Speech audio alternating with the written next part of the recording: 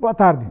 Estamos iniciando o Uniesportes desta segunda-feira, dia 19 de junho, e uma segunda-feira em que a participação do Marcílio Dias no Campeonato Sub-17, tivemos aí também a competição de handebol que aconteceu aqui na cidade de Itajaí, o Campeonato Catarinense Juvenil, onde Itajaí conquistou invicto esta modalidade. E vamos aí também falar sobre a participação dos nossos clubes no Campeonato Brasileiro Série A, Série B e Série C e também na Série D. Este primeiro bloco tem apoio de Raio Rodas Ciclo e Peças, a casa da sua bicicleta, fica ali na rua Estefânio Zevanoli, no bairro São Vicente. E nós tivemos no sábado, então, a primeira partida que está decidindo a semifinal do Campeonato Catarinense de Sub-17 da segunda divisão. O Marcílio Dias participou com o Sub-15 e com o Sub-17.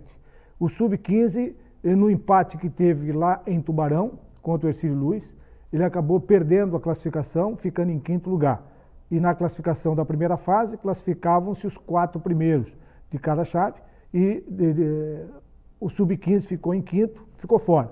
E já no Sub-17, e o Marcílio Dias fez um feito, foi o único time que conseguiu roubar pontos da equipe do Guarani, no empate 3-3 aqui.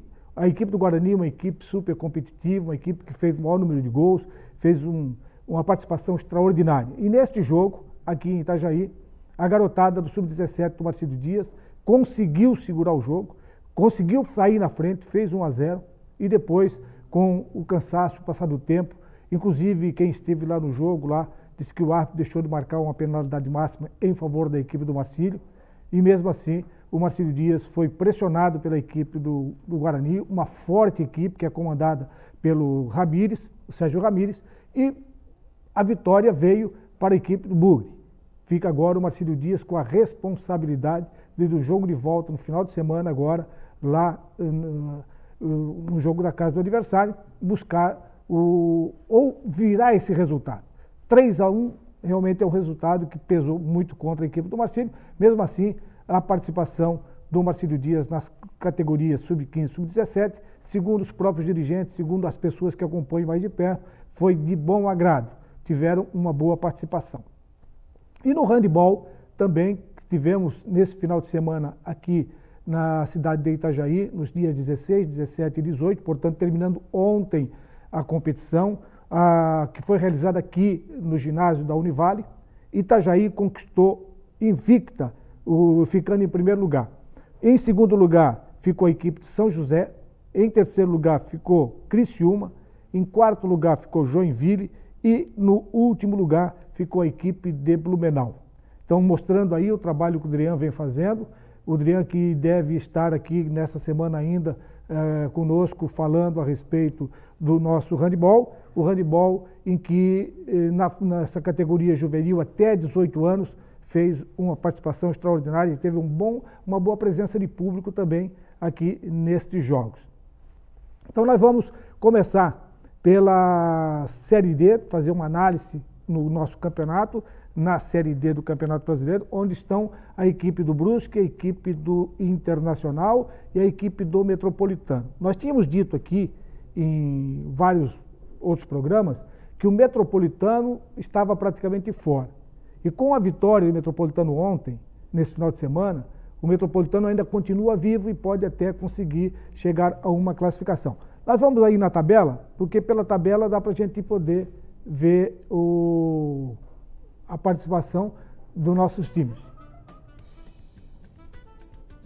No Campeonato Brasileiro da Série D, o 15 Piracicaba venceu a equipe do Brusque. O Brusque era uma equipe que estava já quase que classificada, deve estar classificada, deve conseguir aí o seu tempo nessa competição, mas ainda precisa de resultado, precisa conseguir um bom resultado.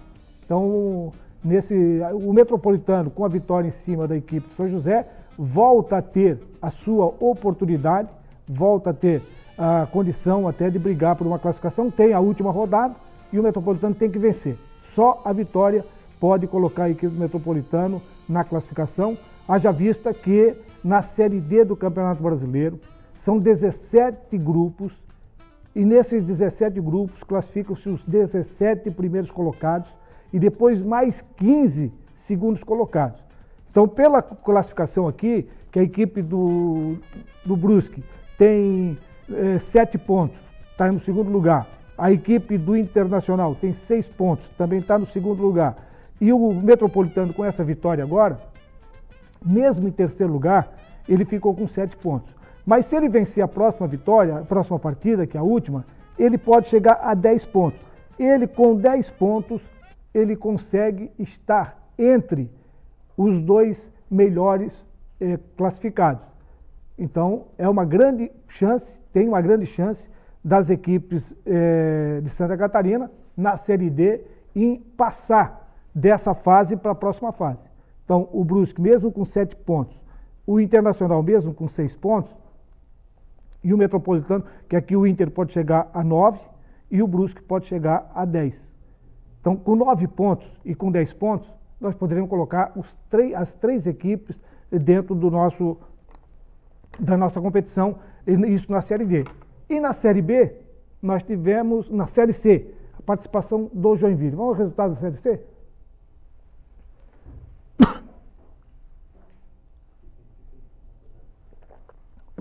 Aqui nós temos aqui na Série D o Internacional e o Bragantino. Esse aí é o jogo que está faltando da Série D para a gente poder dar o parecer. Agora na Série C, tivemos aí Tombense jogando contra o Bragantino, 0-0. O Mojimirim, 2-0 na equipe do Tupi. E o Volta Redonda empatou com a equipe do Ipiranga em 0-0. Esses jogos do sábado, o jogo esse realizado às 18 horas. Tivemos aí a participação do Joinville, não foi bom o resultado do Joinville. O Joinville empatou com a equipe de São Bento. O Botafogo venceu a equipe do Macaé, 3-0. E com esse resultado do Joinville, o Joinville fica numa situação delicada dentro da competição, mesmo que está começando, haja vista que a Série C é diferente da Série D. A Série C são grupos de 10. Nesses grupos de 10, classificam-se os primeiros 4 colocados.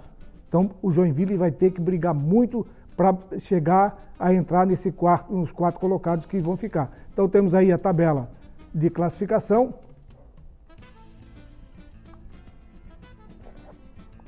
O Botafogo, São Paulo, lidera com 11 pontos. O Volta Redonda é o segundo colocado com 11 pontos. O Ipiranga do Rio Grande do Sul tem 9 pontos. O Bragantino tem 9 pontos. Também com o São Bento está na 5ª colocação com 9 pontos. O Tupi na 6ª colocação com 8. O Joinville vem aí na 7ª colocação com 7 pontos. Olha só, o Joinville com 7 pontos na 7ª posição, ele está a 2 pontos da 4ª colocação, mas os resultados que o Joinville está conseguindo dentro da competição estão sendo insuficientes para ele crescer na competição, para ele crescer no jogo. E depois tem a Tombense em 8º lugar com 6 pontos, o Mojimirim está no 9º com 4 pontos e em 10º a equipe do Macaé com 4 pontos. Então o Joinville, depois da queda da Série A para a Série B, chegando na Série C, a falta de estrutura dentro da equipe do Joinville, a falta de contratações dentro do núcleo do Joinville, isso tudo faz com que o Joinville tenha a dificuldade de se arrumar, de se ajeitar e de se considerar uma equipe em nível de buscar a classificação dentro desse grupo, entre os 4 no campeonato da Série C do Campeonato Brasileiro. Nós vamos ao nosso primeiro intervalo e voltamos em seguidinha já falando da Série B e também da Série A.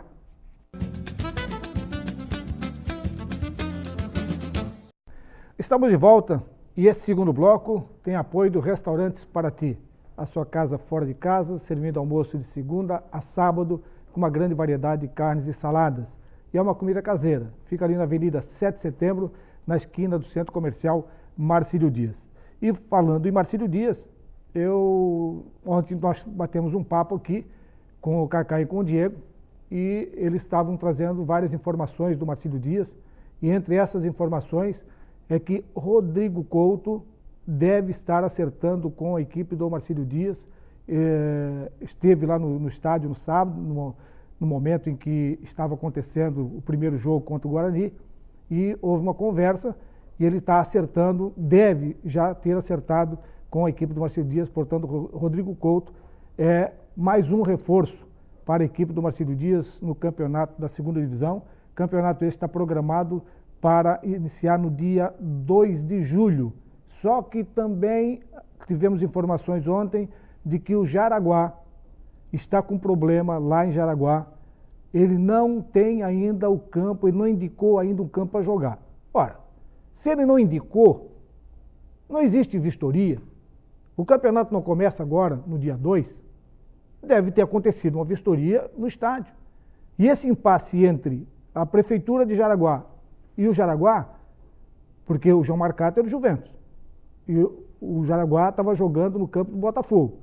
E aí não sei se esse campo do Botafogo tem alguma coisa a ver com a Prefeitura. Então eu estava vendo um impasse e ainda não estava definido o estádio onde o Marcílio Dias vai estrear contra a equipe do Jaraguá. E o Marcílio Dias continua treinando com o Hudson Coutinho, com o grupo de sub-23, aguardando o encerramento de vários campeonatos que tem por aí, Série D, campeonatos de segunda divisão nos outros estados, para que todos os jogadores sejam integrados à equipe do Marcílio Dias para iniciar o campeonato catarinense da segunda divisão. Segundo o próprio Mauro, que esteve aqui conversando conosco, eles estão montando um elenco para fazer com que o Marcílio Dias consiga a sua classificação para chegar. O Mauro foi até ambicioso demais. Ele falou o seguinte: nós estamos preparando um time para ser campeão. E nós sabemos que sobe o primeiro e o segundo colocado. Mas a formatação do grupo de 12, inclusive ontem também tivemos informação que o goleiro de sub-23 que está vindo, que é do Curitiba, esse menino está vindo para cá para evitar de se trazer um goleiro acima de 23. Mas tudo ainda vai acontecer. O campeonato vai começar, não vai ser fechado o número total de contratações, e aí o Marcílio Dias vai ter que começar, e esperamos que com o pé direito. Campo, onde vai ser? Que a Jaraguá do Sul é que sabe. Agora o campo, ninguém sabe. Então nós vamos agora analisar um pouquinho a Série B do Campeonato Brasileiro, onde tem a participação do Criciúma e a participação também do Figueirense. O Figueirense com problemas internos, esses problemas todos lá no Figueirense, problema de jogador que está reclamando de salário, o presidente concordou que realmente o salário estava atrasado, mas que já estava acertando, já tinha proposto aos jogadores um parcelamento para ajeitar a situação financeira do clube. Enfim, esses problemas todos levam uma intranquilidade para dentro do campo de jogo. E é o que está acontecendo com a equipe do Figueirense.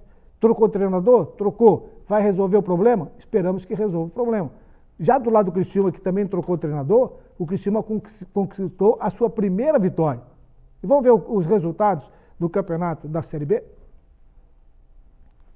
Nós tivemos aí então o campeonato da Série B, a rodada que começou na sexta-feira, o Criciúma vencendo a sua primeira, vencendo o Guarani. Um jogo difícil, e jogando em casa, a equipe do Criciúma conquistou essa bela vitória. O Ceará empatou com o Luverdense em 1-1, o Paraná venceu o Figueirense por 1-0, jogo lá no Paraná, e isso deixa o Figueirense numa situação complicada também na tabela. O Goiás 1, o ABC 2, na Série B o Santa Cruz 0 e Internacional 0, o Boa Esporte 2, o Náutico 1, Paysandu 0, Juventude 0, CRB 0, Londrina 3, Brasil de Pelotas 3, Vila Nova 0, Oeste 0, América Mineiro 0. Na classificação da Série B, em primeiro, Juventude, 18 pontos. Em segundo, o Guarani, qual o Criciúma conseguiu uma vitória. Segundo lugar com 15 pontos. Em terceiro, Vila Nova 14. Em quarto, Santa Cruz 13. Em quinto, Internacional 13. Em sexto, Londrina 12. Em sétimo, Paraná 12. Em oitavo, ABC 12. Em nono, Goiás 11. Em décimo, Paysandu 11. O 11º, Ceará com 11. 12º, Brasil de Pelotas com 11. 13º, Oeste 11. 14º, América Mineiro 10. 15º, olha só onde estão os dois catarinenses. 15º, Figueirense com 8. 16º, Criciúma com 8. 17º, Boa Esporte com 8. 18º, Luverdense com 8. O CRB está na 19ª com 7. E o Náutico é o último colocado com 2 pontos. Desse aí, só o Náutico é que realmente está lá no fundo do balaio. Dali para frente ali, os que estão em 12º, 7 pontos, com 3 pontos vai para a 14ª. Então, a situação de Figueirense e Criciúma continua delicada. O campeonato é longo, o campeonato ainda vai ter muita bola para rolar, o Criciúma pode se recuperar, o Figueirense pode se recuperar, pode, deve se recuperar, mas tem que se recuperar já. Essa é a situação da equipe do Figueirense e também a equipe do Criciúma. Na Série A do Campeonato Brasileiro, na 8ª rodada no sábado, Atlético Goianiense 0, Atlético Paranaense 1. Bela vitória do Atlético Paranaense fora de casa. Vasco 1-0 no Avaí, um jogo truncado, um jogo difícil, e o Vasco achou um golzinho lá com o Pikachu, conseguiu fazer aí a vitória em cima do Avaí por 1-0. O Santos empatou com a Ponte Preta, mostrando que a Ponte Preta continua incomodando todo mundo dentro do campeonato, e o Santos não teve forças para passar pela Ponte Preta, empatando em 0-0. No domingo, o jogo que deixou uma mácula nesse final de semana foi o jogo do Curitiba e Corinthians. Curitiba 0, Corinthians 0. Não é que o jogo deixou, sim a torcida do Curitiba com a torcida do Corinthians, fora do estádio, num outro setor, uma briga generalizada, teve jogador no hospital, mas um assunto que deve ser banido do futebol brasileiro é essa violência entre torcidas quando vão visitar os outros e acabam brigando todo mundo. O Fluminense empatou com o Flamengo em 2-2, quer dizer, o Flamengo empatou 2-2, o Fluminense estava vencendo por 2-1. O São Paulo foi derrotado pelo Atlético Mineiro por 2-1. O Bahia segurou até quando pôde, aí o Palmeiras arrumou a casa, partiu para cima e conseguiu uma bela vitória por 4-2 em cima da equipe do Bahia. Isso aí para a felicidade do Marlon, né? Porque o Marlon já estava cabeça quente. Chapecoense, mais uma vez, mais uma derrota, enfrentando a equipe do Botafogo, jogou em casa, perdeu de 2-0, mas os gols que a Chapecoense tomou, todos os 2 gols, falha clamorosa da defesa da Chapecoense, e o Mancini vai ter que corrigir essa postura da defesa da Chapecoense, o que estava sendo ponto forte. A Chapecoense era uma equipe na defesa forte, robusta, e no contra-ataque ela era mortal. Por isso ela criou aquela gordura que criou, mas acabou sendo surpreendida pelo Botafogo por 2-0. E, por último, o Sport 1, Vitória 3. E hoje tem o complemento, Cruzeiro e Grêmio. Se o Grêmio ganhar, o Grêmio passa o Coritiba e assume a liderança do campeonato. Então, hoje, portanto, às 20h30, Cruzeiro, um grande jogo contra a equipe do Grêmio. O Grêmio brigando para assumir a ponta da tabela de classificação. Vamos à classificação? O Corinthians tem 20, o Grêmio tem 18, um jogo a menos. Caso uma vitória do Grêmio, o Grêmio sobe para 21 e com isso passa a liderar pela primeira vez o Campeonato Brasileiro. Em terceiro lugar está o Curitiba, uma bela campanha também, 15 pontos. Em quarto, o Santos, 13 pontos. Quinto, Chapecoense já esteve lá na ponta, Chapecoense liderou, foi caindo, já está em quinto lugar com 13 pontos. O Vasco está na sexta posição com 12 pontos. O Botafogo, sétimo com 12 pontos. A Ponte Preta em oitavo com 11 pontos. Em nono, Fluminense com 11. Em décimo, a equipe do Flamengo com 11 pontos. Na 11ª posição, o Bahia com 10 pontos. A 12ª, o Palmeiras, que está subindo devagarzinho, mas está subindo. Está com 10 pontos. São Paulo com 10 pontos na 13ª. 14º, Cruzeiro com 10. 15º, Atlético Mineiro com 9. Em 16º, a equipe do Vitória com 8. 17º, Sport com 8. 18º, Atlético Paranaense com 8. 19º, Atlético Goianiense 6. E, em último, a equipe do Avaí com 5 pontos. O Avaí tem que acordar dentro do campeonato, se não acordar, a coisa pode complicar para o lado da equipe do Avaí. Um assunto que também está aí começando a entrar em moda, quem às vezes desconfia, não vai ter o recurso eletrônico já está sendo usado agora nessa competição no Copa dos Campeões. E já deu mostras de que vai vir para acertar a situação do campeonato, ou principalmente a vida dos árbitros. Nós tivemos aquele lance polêmico do jogo do Avaí contra a equipe do Flamengo. Hoje todo mundo reclama aquele lance, um lance complicado. O árbitro deu pênalti, depois ele voltou atrás, porque ele teve uma orientação de fora, não foi orientação do olheiro, que a gente chama de olheiro, aquele que fica lá atrás do gol. Então, a participação do recurso eletrônico pode vir a dar aos árbitros um pouco mais de segurança. Ou vai dar preguiça, ou eles vão ficar bem a cavalheiro, não vão ser mais penalizados, porque tem um recurso eletrônico para resolver o problema, para amenizar a situação, porque nós já tivemos lance em que o árbitro deu um pênalti, expulsou o jogador, depois ele voltou atrás, não deu o pênalti, não expulsou o jogador, porque não houve pênalti e não houve também a reclamação do jogador. O árbitro foi penalizado? Não foi. Simplesmente foi dito o seguinte: o árbitro corrigiu em tempo. Eu acho que esse recurso eletrônico, ele tem que vir para fazer com que o árbitro tenha um pouco mais de atenção e que evite o máximo que puder de errar. Não é entrar frouxo dentro da competição, entrar sem estar ligado. Tem que estar ligado no jogo, para poder comandar o espetáculo da sua maneira.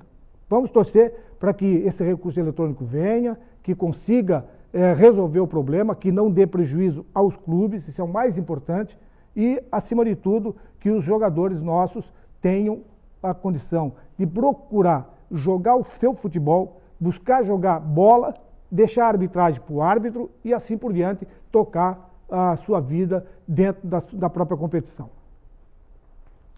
Por hoje nós estamos terminando esse programa. Amanhã, já com a presença de Zélio Prado, estaremos de retorno com o nosso Unisportes. Um abraço e até amanhã.